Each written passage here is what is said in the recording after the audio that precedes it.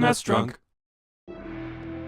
Like many of you watching this, I also sometimes just need a little Matthew Modine in my life, but when I'm burnt out on watching Married to the Mob or Private School, I'll check out Cutthroat Island, or more specifically, Cutthroat Island for the Super Nintendo, released in March 1996 and developed by Software Creations, who also made games like Block, Solstice, Equinox, and Ken Griffey Jr. Presents Major League Baseball, so this is clearly a game made by people who know what they're doing.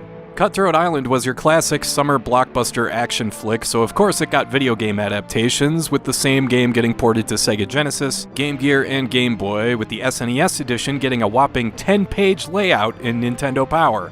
Now, normally with a marketing blitz associated with a movie, and in this case a flop, since Cutthroat Island didn't do too well at the box office, you'd expect this game to totally suck. I mean, just look at Time Cop or Dennis the Menace. But wait a second, this game doesn't suck? Huh, I'll be damned. You get a health meter and 3 lives and 0 continues to get through 12 levels with no saves or passwords, and as you can see, the game is mostly a beat-em-up where you hack and slash at enemies the same way you would in games like King of Dragons or Knights of the Round. What's funny is that the options menu allows you to flip the action from sword fighting to brawling, so you punch instead of slash. Gotta appease the pearl-clutching stay-at-home moms out there that didn't want fake sword fighting in their Nintendo tapes.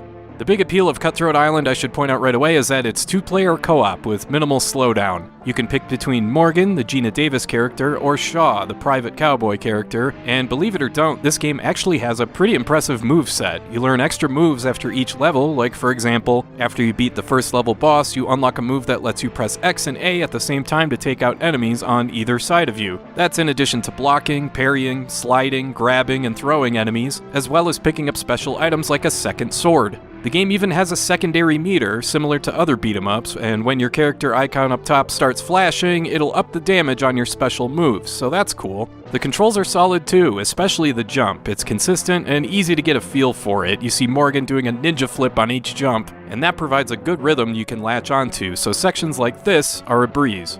The visual style here is great, the sprites really move well, and the enemy design is always entertaining, like these dancing Ike Turners waving blades around. Oh man, that's definitely not good. The backgrounds are a big highlight here. The further you progress through the game, you'll see jungles, taverns, ships, caverns, mountainsides. This game is just much nicer looking than you'd expect from a licensed movie title. Cutthroat Island isn't perfect, of course, and the big flaw in this one is how the game starts. You're in a town trying to escape, and you fight exactly 5 bad guys before you get your first boss fight, at which point the game already shifts control schemes, turning itself into a one-on-one fighter on a strict 2D plane where you can't move up and down. Yeah, alright, that's a choice, I guess. Then right after that, we get a rolling cart stage.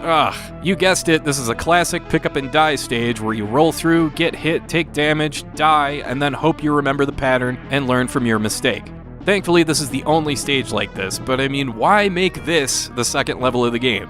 There's some incredibly annoying enemies you'll eventually run into as well, like these obnoxious bats that hang around you like fruit flies. They're always in your way and they're impossible to hit.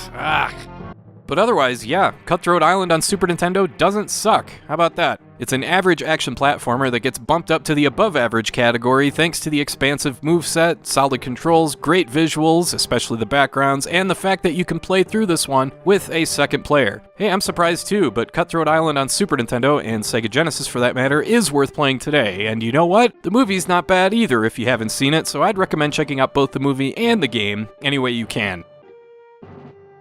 And that's all for now. Thanks for watching, and I hope you have a great rest of your day.